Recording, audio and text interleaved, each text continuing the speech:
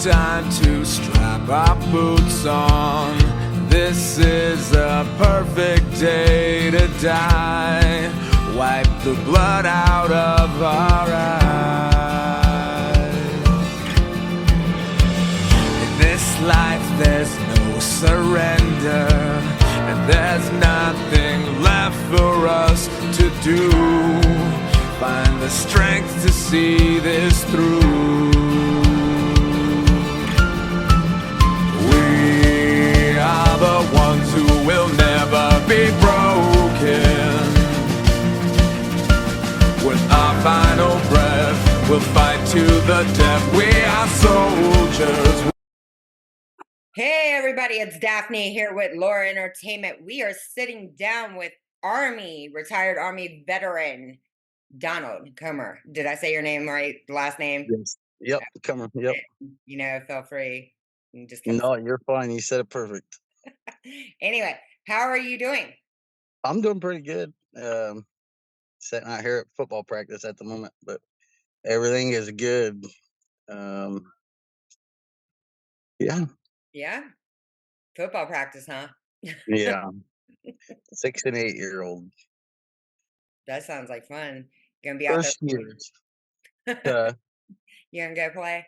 No, no. I tried to coach, but I got a little bit too much shit going on already. So Yeah. we'll see if next year slows down any and allows time for that. So tell us about your time in the service. You served in the Army. I did. I was active duty from '08 to 2012. Stationed at Fort Riley. I was a 88 Mike by MOS, but Cav Scout and a bunch of other things by training in the unit.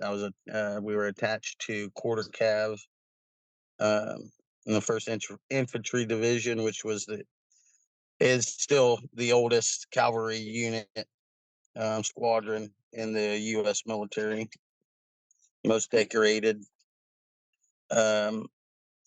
Went to Iraq in July of 2009. Was there for 11 and a half months. We were at FOB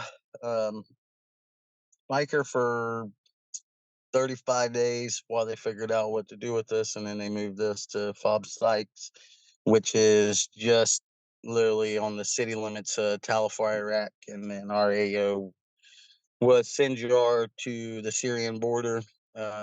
At that time, we had the largest combined AO for any light cavalry squadron unit ever in the country of Iraq. I want to say it was like 648 square miles, and we had 535 soldiers counting the SCO, Sergeant Major, and their entourage. Wow. Um, How long was we you there for?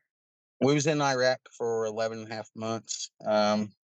We were pretty fortunate, didn't have any casualties while we were there.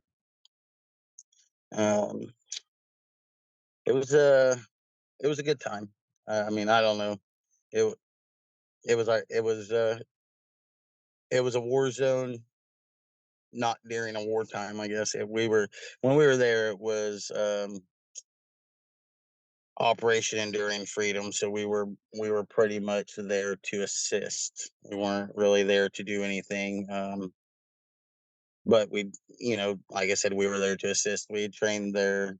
My platoon, we trained some IA supply people on how to resupply units out in sector, how to do move and resupplies, how to build checkpoints, different things like that. Came home and we were slotted to go to Afghanistan in August of 2012. And I was slotted to ETS in August of 2012. And at that time, if you were slotted to ETS within 6 months of your unit deploying, you could either extend for the deployment or they kick you out 90 days early. And my retention, I fought and fought and fought to go to Afghanistan. My retention NCO got my paperwork done 3 days late. And by the time she'd got it submitted, they had already cut me 90 days. So that put me where I was getting out before they were even supposed to be wheels up. So there wasn't anything I could do there.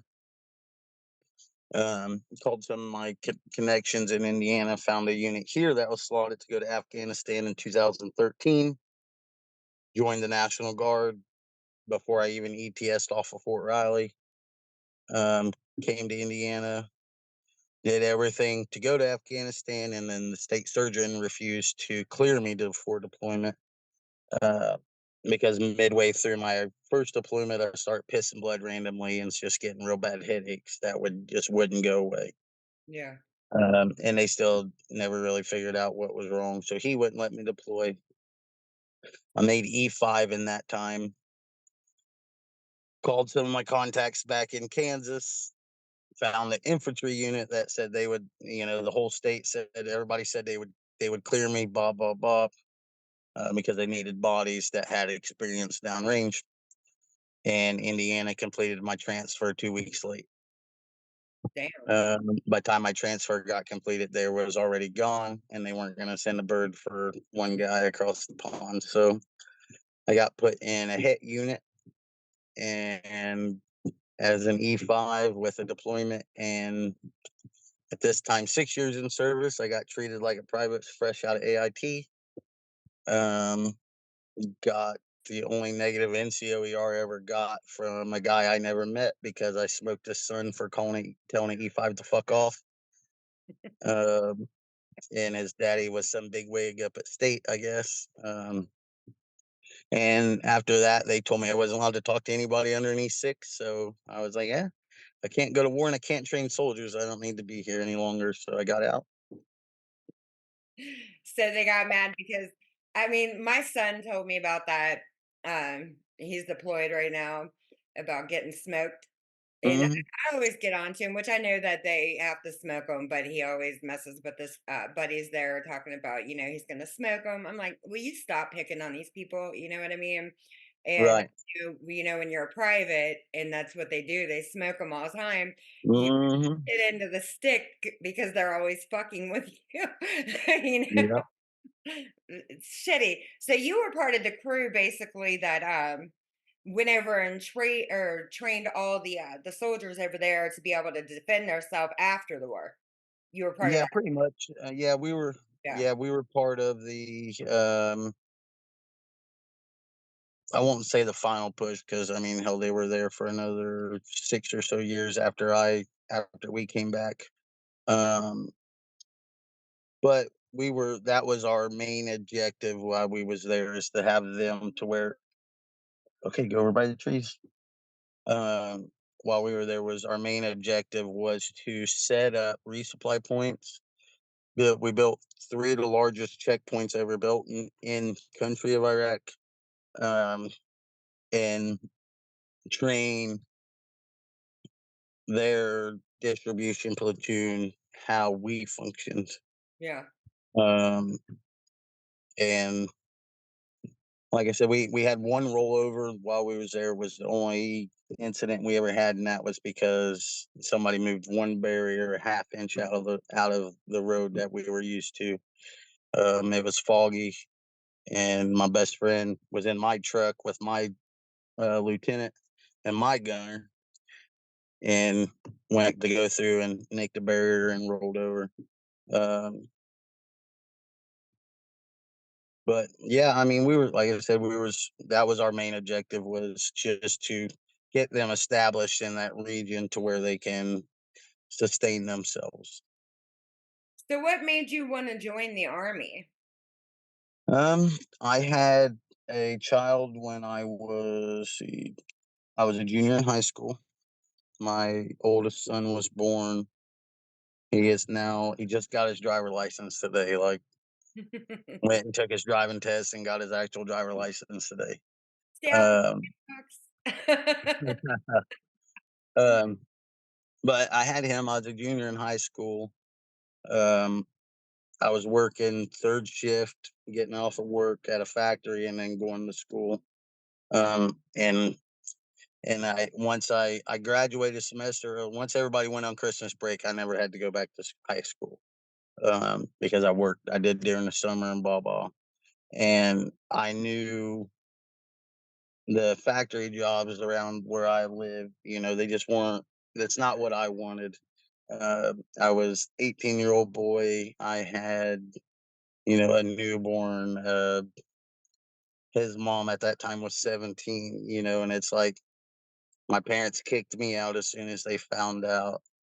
So here I am. I'm just kind of, which I my whole life, I since I was a child, I mean, which we'll get into a little bit, but my childhood, I've always had been alone for the most part, so it wasn't really that abnormal for me. At this time, I just I felt like I knew what I had to do, and that was I had to figure out a way to provide for these two humans, that I have to care for one way or the other. Um, and I went Dylan was I mean, hell, he was a baby, and I met my recruiter at his house because it was like a Sunday, and I got a hold of him. I said, "Listen," I said, "if I don't do it today, I'm signing up today. Either you, the Marines, Air Force, whoever is willing to lose their Sunday for me, I'm doing it." And I met him at his house, and like he played with Dylan the whole time I was there doing my stuff.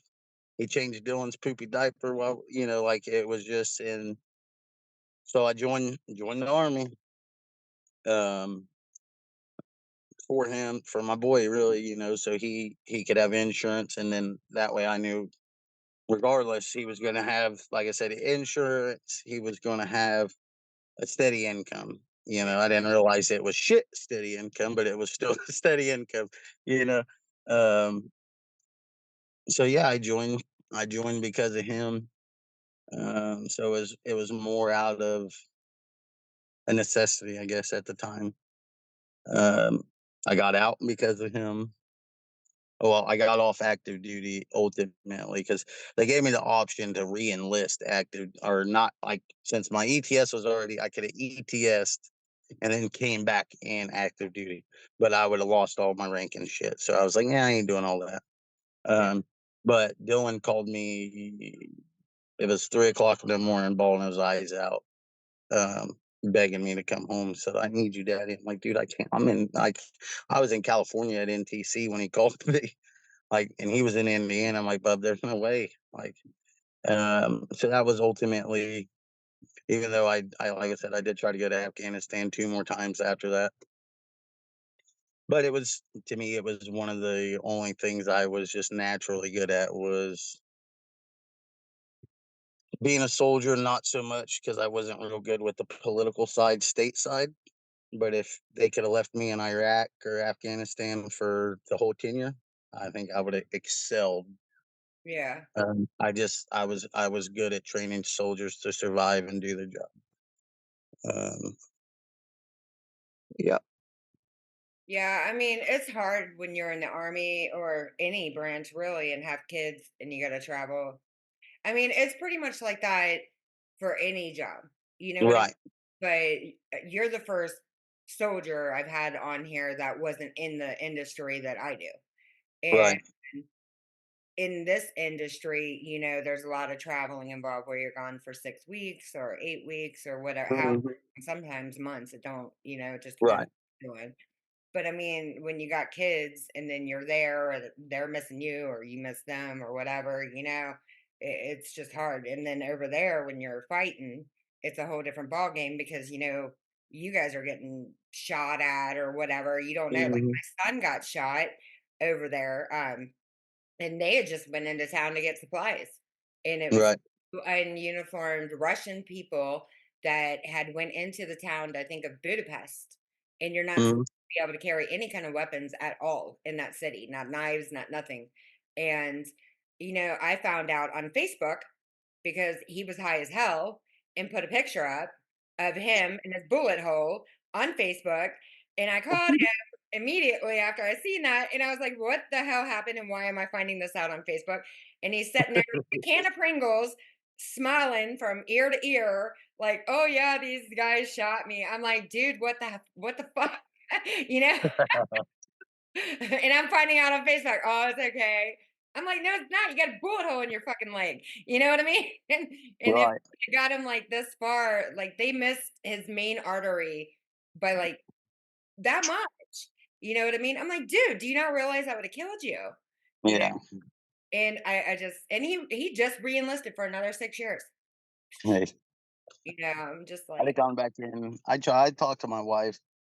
Because I'd have gone back in about 5 years ago. I was thinking about it real hard, just because I was struggling mentally and emotionally with myself, and that was the only thing I'd ever felt. The only time I'd ever felt safe in my life was when I was in the military.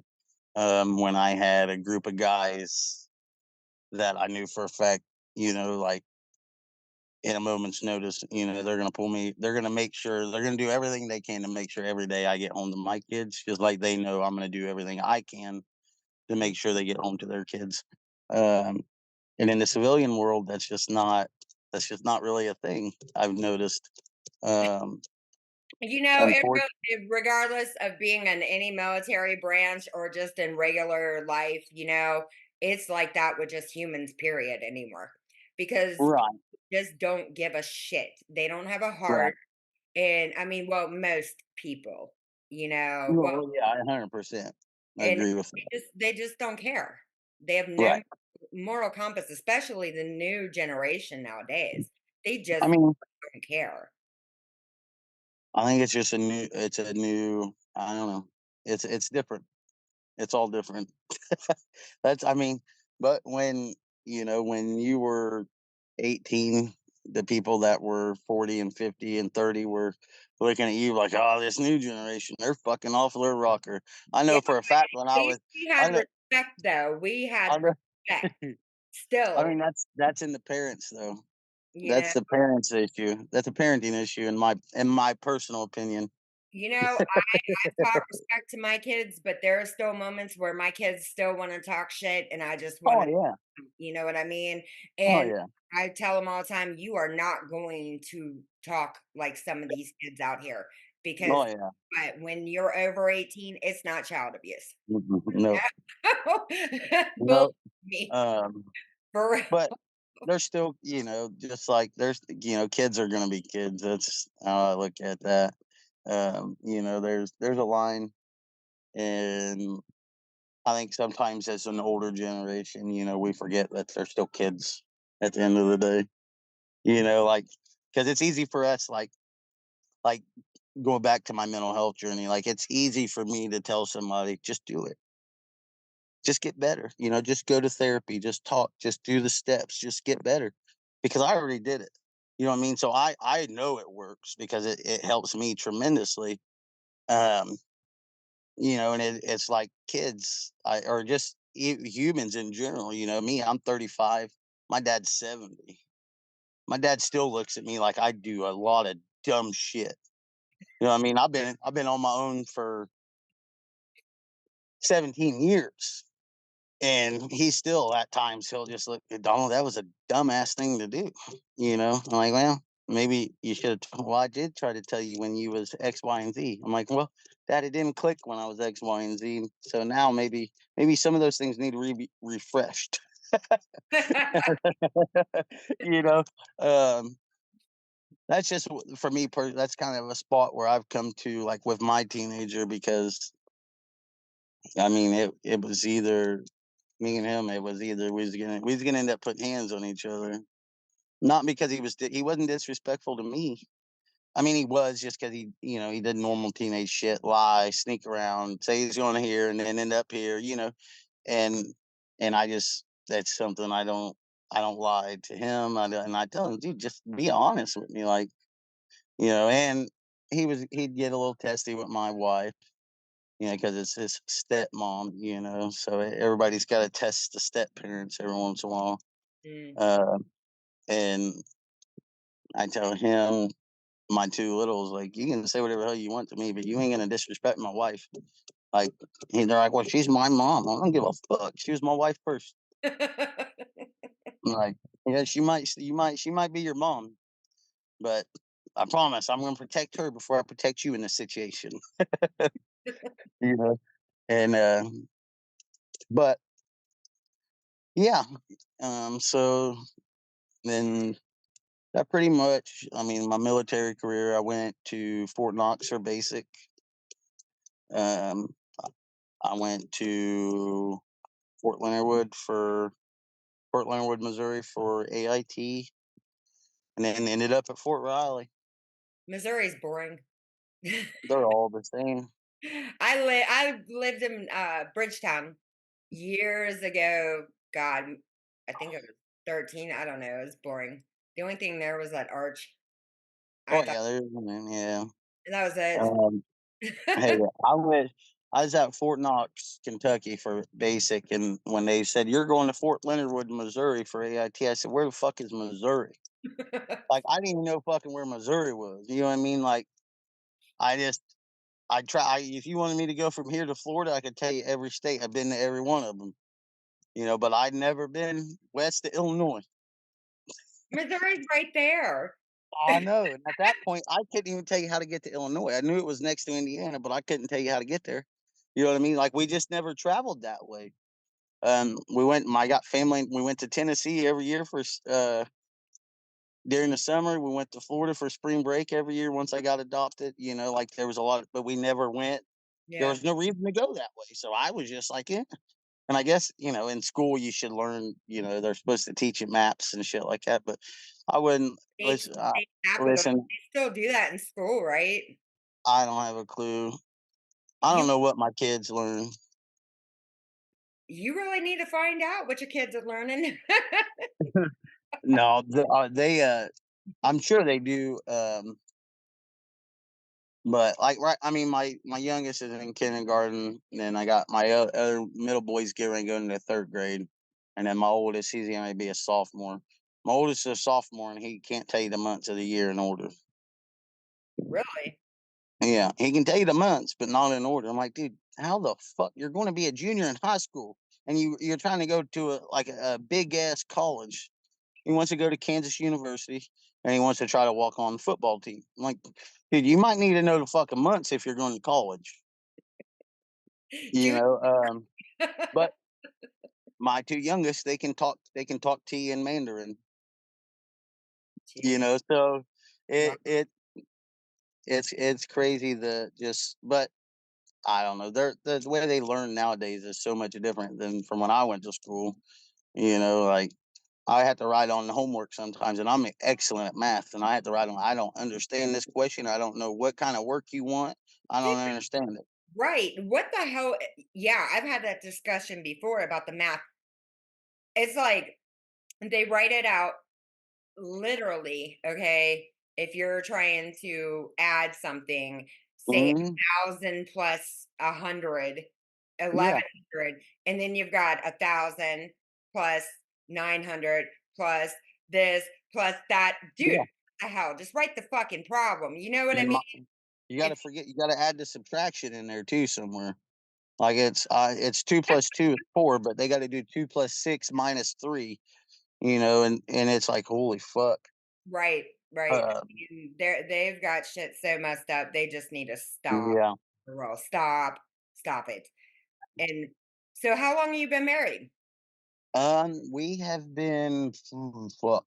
We have been married for You don't even know. Your wife's gonna smack you.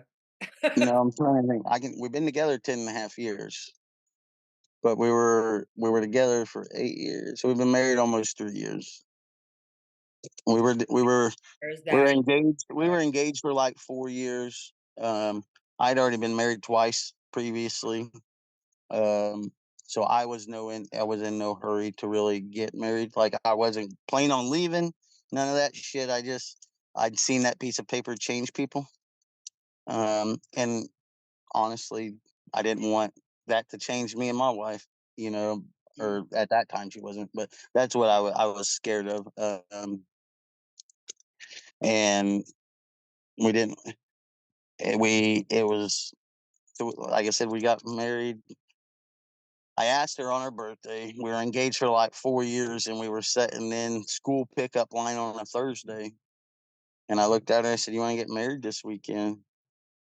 And Saturday we got married in our friend's living room. We had probably 12 of our closest friends there, our kids. Our friends made cheesecake and they made dinner, and it was perfect. She we spent $200 on the wedding. Like, and she went and got her little dress, and it was perfect for us. Um, He was like, "Let's and do the damn thing." yeah, I mean, um, yeah, she's a light. She's the light. Works with you, correct? Mhm. She works You with don't she No, work? she don't work with me. No, she's stay home mom. But she take Yeah. what does she do? I know that you said, before we were doing the interview that she does some stuff for you. I Is mean, every once in a while, like I got like she'll go and do measurements and things like that. Once the office is open, she's gonna run the store, which we're planning on grand opening of that being September 9th. So that's pretty exciting. But yeah, once the store's open, that's gonna be kind of her domain. Mhm. Uh, and I'm just to kind of let her get in and out of the house. But she's a stay-home mom. She quit her job when our middle son started school, because we drive them to Batesville for school, which is That's about way, what Bates, because I 23 minutes. It's like 23 minutes one way for us. it's 50, I think it's 40 something miles from here. Yeah. Um, So, and it was hard for her to like maintain a job and then had to drop kids off by 8 and have be in school line by 2:30 for pickup. So we decided the money she was making wasn't worth a shit education for our kids. Yeah. So we moved them up here, and our oldest is one of two in his class that he started football in 8th grade, and since then he's probably averaged over 100 rushing yards a game plus tackles. I mean, he's one of two kids in his class that get college letters every year for football. And he's an honor roll student up here. Like I said, our two youngest they can talk to you in Mandarin. They can talk to you in English, all just by us moving them to this school 30 minutes away. Mandarin's a hard language. Yeah. They love it. That's a They hard. absolutely love it. So why don't you tell everybody what store you own? This is for local people around the Okay. tri-state. So 2022, I started a flooring business installing floors, um, for the Cincinnati metro. Pretty much if you're within 60 miles of Osgood, Indiana, um, and we'll do it. That's pretty well my service area. Then that's the nice thing is we're pretty centrally located between Louisville, Indy, and Cincinnati. But primarily, I work from Osgood to Cincinnati, um, Northern Kentucky. But we're getting ready to open a flooring store in my hometown. There's never been one in the history, as far as me or anybody else knows, um, called Commerce Carpet Plus. And the website is the same, commercecarpetplus.com. And so, yeah, and with that, we are also doing a contest partnering with Venom Magazine, um, where for their Rocktoberfest on October 19th, I believe it is. Yep. It's And on c- my website. and Laura and Entertainment will be there also. yep. Um, and that contest is going to be given to veterans plus plus a plus one. So 4 tickets, 4 VIP passes, um, to the winners. And with that, you'll get a meet and greet with Rocco from Boondock Saints. a meet and greet with TJ from XO Hour. You get to meet the chief editor, Kelly Severe of Venom Magazine, and then she's got Labyrinth Magazine, and then there's another one that she just released too. I can't remember the name of it, but those are all local models, musicians, and designers. If I'm not mistaken, like she only uses local designers as well. Yeah. Um, so that's pretty cool. Then we're gonna have some merch. I got a friend that makes she takes like flannel shirts and then takes vintage rock shirts like Metallica, anything, and she like merges them together to make some pretty badass shirts. So I'm gonna talk. I got her. She's gonna make a couple that we can give out to the contestant winners. Um, so yeah, it should be a good time. There's a bunch of people, bunch of bands gonna be there. Yeah. Like I said, the VIP tickets. The Adina tickets are be there. One Day Alive's gonna be there. I'm friends with One Day Alive actually. Adema, I love Adema. They're gonna be there. There's gonna be some other ones that are gonna be there yeah. for sure. Rocco, that movie Oh is yeah, that movie's awesome. great. I swear, every time I think of Rocco in that movie, I think of where he killed the cat and she asked about the cat, and he's just like, Mhm. I killed your cat, you druggy bitch. Like that. Yep, yep. It's like my favorite Um, scene, one of my favorite scenes in that movie. I crack up every time I see that. and then on that too, like it's veteran specific. Family members can nominate veterans, or the veterans can nominate themselves. They can visit comerscarpetplus.com, and there's a whole page there, and it's got the Jolt form for them to enter That link automatically. is on my website too. Yeah, the link's on Allure, the website, Allure Entertainment website, and it's also on the Rocktober Fest Veterans Contest page on Facebook. Um, the contest is live now. It's going to go until I believe it was September 1st. Um, but and depending on how many entries we got at that time, we might push it out a couple weeks if we need to.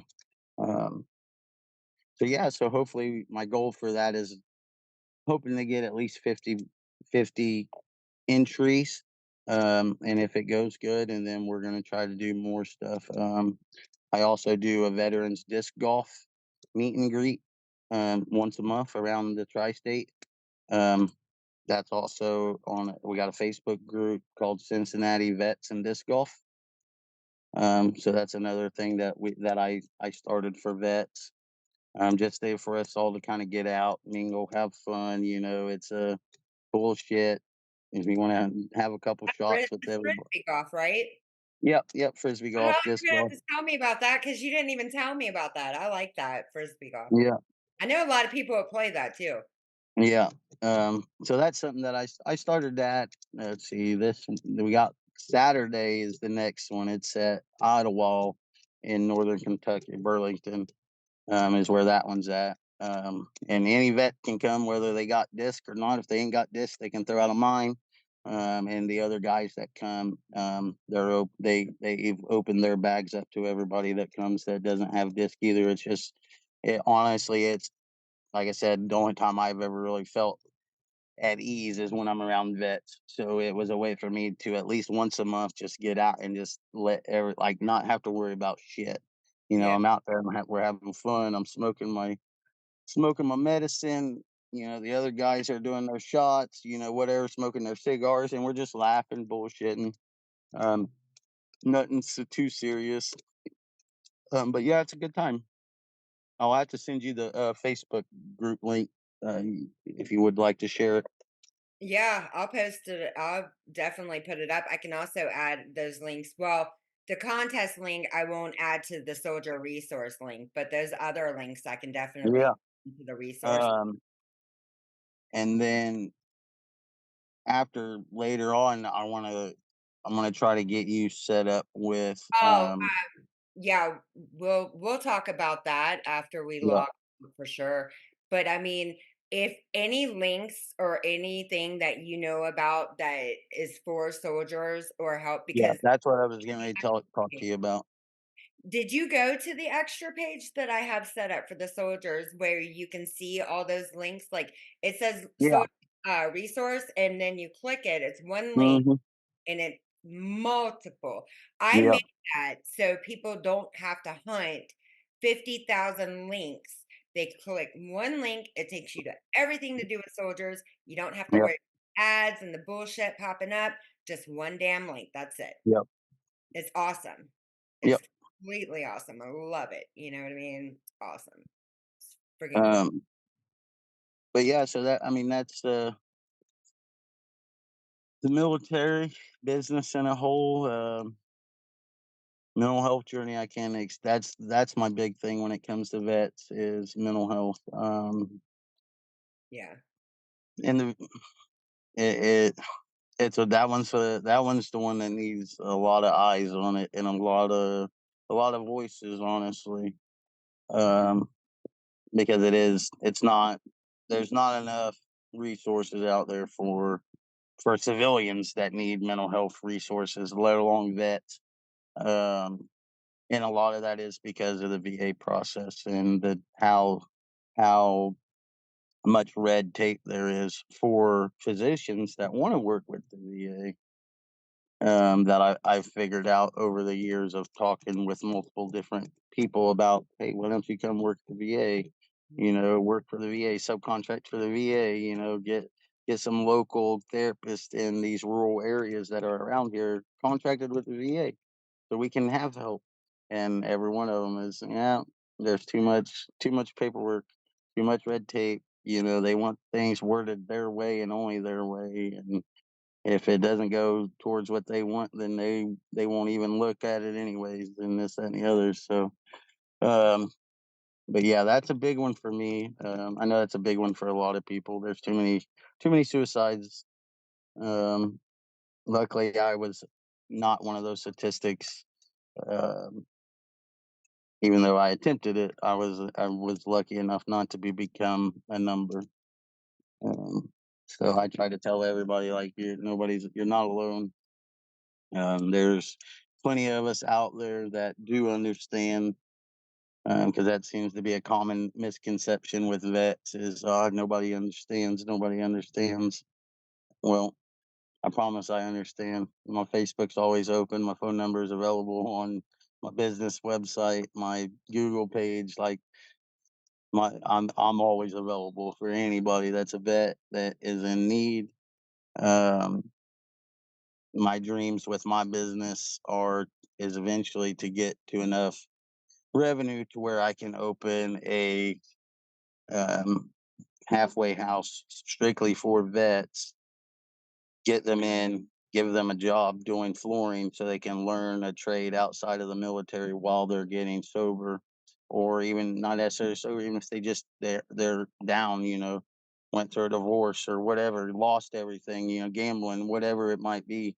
Just you know, a facility that these guys can come in, we can get them the VA resources they need started, plus they can work and learn a trade outside of clearing rooms or, you know, something that they can feed their families on for the rest of their lives. That's my ultimate goal, Yeah. with everything. That's a good goal to have. I mean, seriously, there's a friend of mine in the industry has a program, and we're trying to put the word out there also for that. It's called Onset Soldiers. Mhm. What that is they're trying to I think they're in the process of trying to get buildings or something like that. I'm gonna have to talk to him again about that. But they're bringing in veterans and getting them on film sets Oh, sweet. where they're learning how to do like gaffing work or grips or anything, any like production or stunts or anything that they're wanting to do, you know Right. and it gets them out there, they're learning and making money also, but they're learning. Learning, yeah. A lot of military experience, police training, stuff like that is awesome to have in this Right. industry. it is awesome to have in this industry because there's always a use for it. I'm going to tell Yeah, you now. And he had started that program and it's really good. And I told that him, is awesome. I'll help you expand that program. Yeah, Any programs like that, you just yeah, push them out. You know, that's why they have right, people that make donations, right. you And know. that's awesome though. That like I love seeing and hearing things like that. Like and it on one side, it's sad that people feel the need to do that. You know what I'm saying? Like he felt the need, like there was a need for it. When you He's would a think veteran. like, well, that's what I mean. But even outside of that, you would think as vets, I don't know. You think vets wouldn't have to struggle so much. I didn't expect to have to struggle so much after the military. Um, but it is what it is. That's life. It's also the government, but we won't go into that right now. Yeah, yeah, yeah. Such is life. Don't get me started on that. Such is Because life. I already called 2 politicians fucking idiots. Oh, yeah, speaking of which, I will go ahead and say that while I'm in this interview about the guy in San Francisco, because that was the other second politician I did want to call out.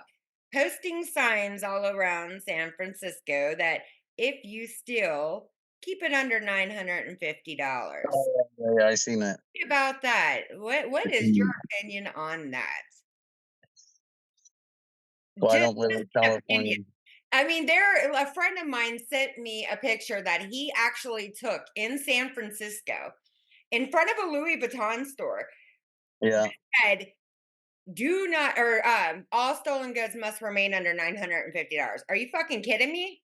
So it's yeah. okay to go. Basically, you're saying it's okay to go steal. Just keep it But under. also, but on the flip side of that, that company has found it more profitable to allow people to steal than to hire a security team. It's not the company, honey. It's all around the friggin' city. All But around still, the city. they could still hire a security team and nobody would steal. The whole Like, city? No, I'm I talking mean, the the store. whole city. The signs are everywhere, not the store. They are Yeah, outside on friggin' poles, on the poles outside everywhere. seriously. You can still just keep it It's under 950. Hey, it's Mr. Governor, you're a fucking moron. I'm sorry. California. You're even letting people steal. First off, you're stupid. It's Cali That's why I don't live in California. No, it's just it is everywhere. These politicians, like I even called the guy in South Carolina, a fucking idiot, just because these guys, they just need to go. All of them. Like, if you all think this shit's okay, I'm sorry, it's not. It's not okay. No, You guys are dumb as hell. But like, no, I'm not going to get started on the political shit yeah. because once I get going on this, I'll probably tell like all of them how I really feel about them, and we don't want that. We don't want that. But I might actually make my own episode by my damn self and then just give you an hour where I'm going off on all y'all. Okay. Yeah, hey, that'd be fun. I'd watch it. There we go. But anyway, Um, I'm going to have you stay on. I'm going to go ahead and close this out. All right. okay. All right, everybody. We are going to tell Donald, thank you for coming on. We do appreciate it. And we will see him again, actually, when I go down to do the show in October, for sure. Yes, thank you for That's having me. a fun one. That's going to be a good one. It's going to be loud as hell, too, guys. Trust me. Anyway, we're going to say thank you for watching. We appreciate it. Until next time, we will see you. Have a good one. Goodbye, y'all. Bye.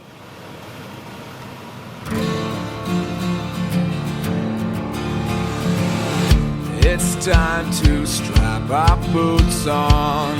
This is a perfect day to die. Wipe the blood out of our eyes. In this life there's no surrender, and there's nothing left for us to do. Find the strength to see this through. We are the ones who will never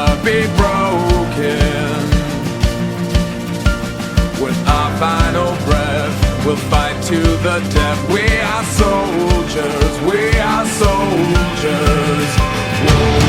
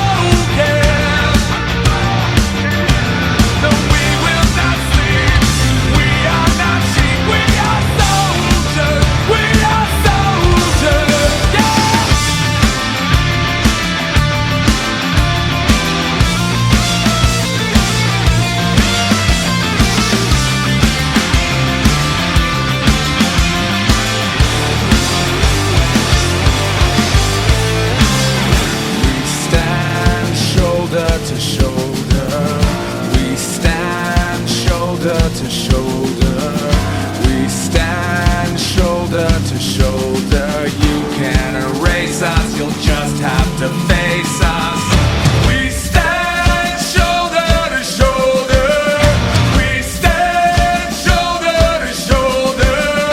We stand shoulder to shoulder.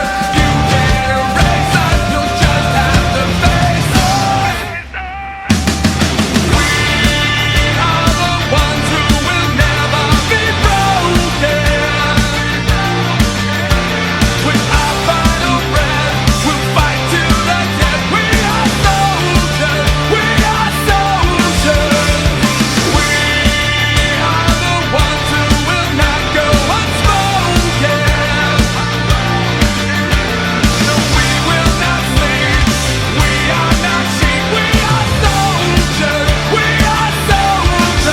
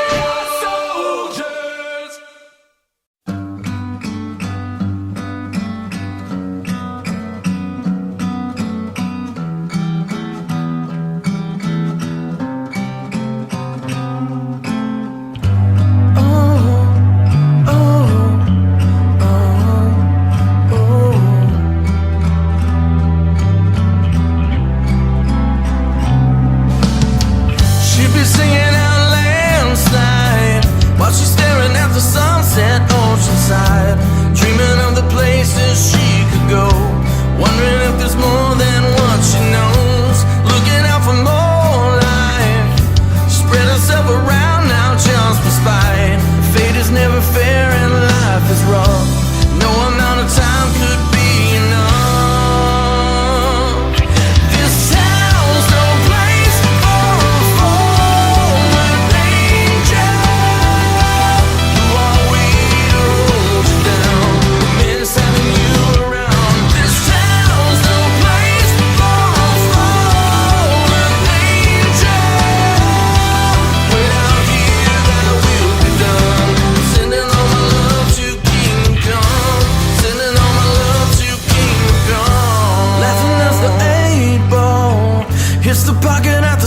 said billiards hall, taking all the money that he'd win to spend it all on bailing out a friend. Good husband and a new dad, gives a son all the things he never had, just when he could call his house a home. Another fallen angel's moving on. This town's no place for a fallen angel.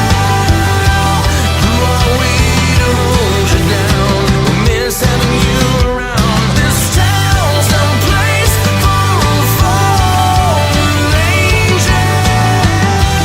Way down here, thy will be done. I'm sending all my love to Kingdom Come. Sending all my love to Kingdom Come.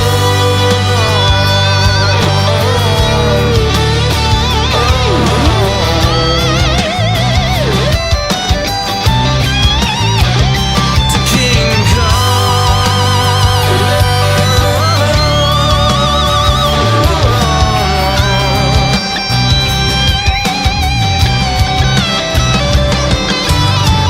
When it's all coming down, calling your fallen angels.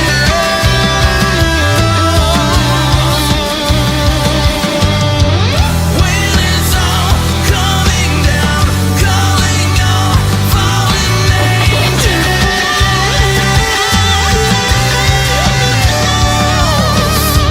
They'll be waiting when it's all in. I can feel them everywhere I've ever been. Fate is never fair and life is rough. It's gonna be a good time catching up.